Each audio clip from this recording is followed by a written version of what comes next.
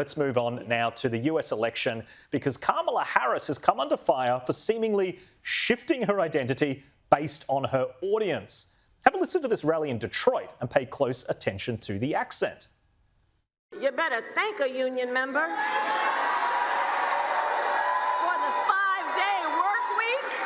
You better thank a union member for sick leave. You better thank a union member for paid leave. You better thank a union member for vacation time. Now have a look at how Harris normally talks at rallies. Thank unions for sick leave. Thank unions for paid family leave.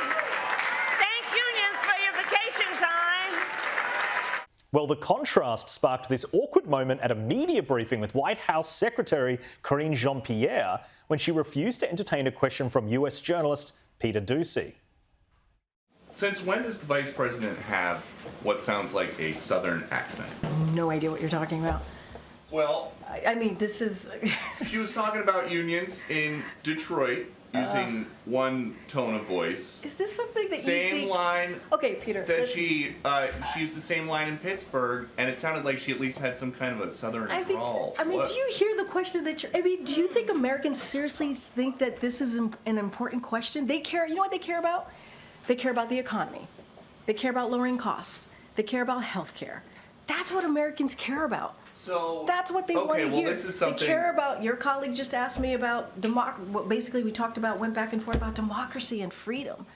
That's what they care about. I'm not even going to entertain some question about the president. It's just, hearing it sounds so ridiculous. Well, but hearing it is...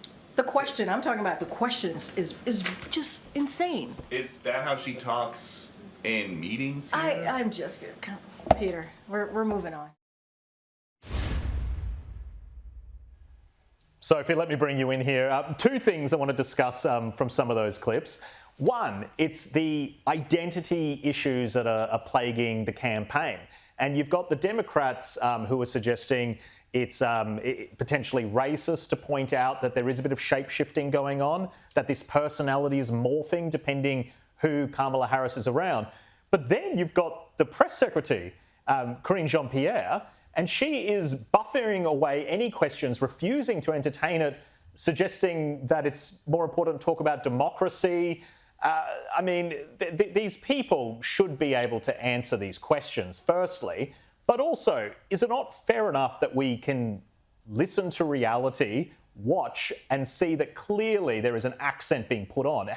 Is that controversial? Well, I really think people can make up their own minds.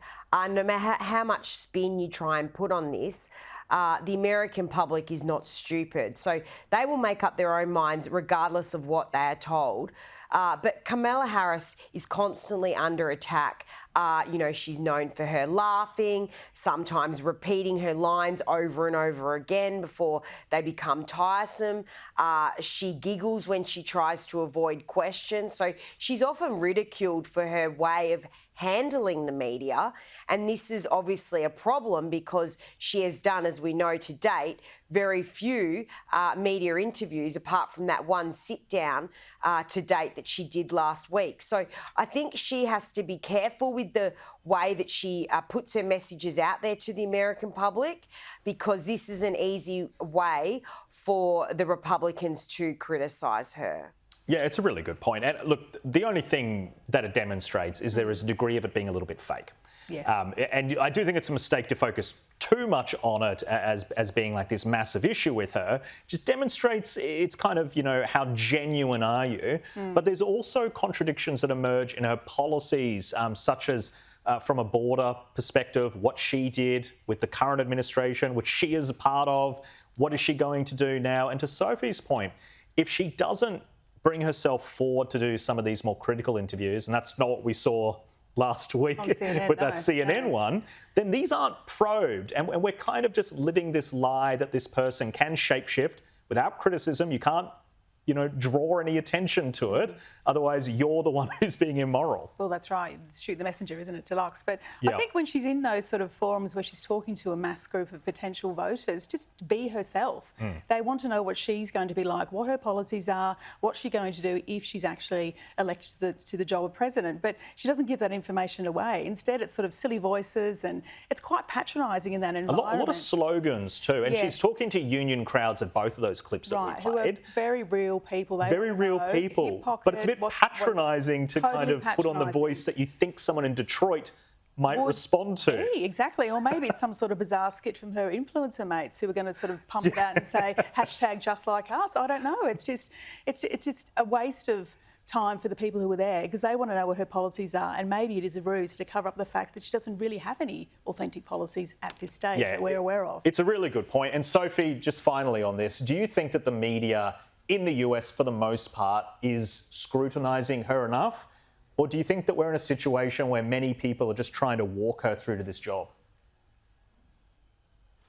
Well, I think it's hard to scrutinise her at the moment because she's not doing a lot publicly. So it's just looking back at what she has done as vice president. So the less media she does, obviously the less chance there is that she trips up, and there's less fodder for the media to work with, which makes their job difficult.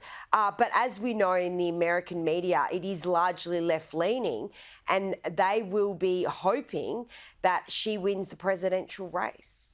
Yeah, and I'm sure there's probably a lot of good journalists there as well that are quite annoyed that there is this collective blind eye going on.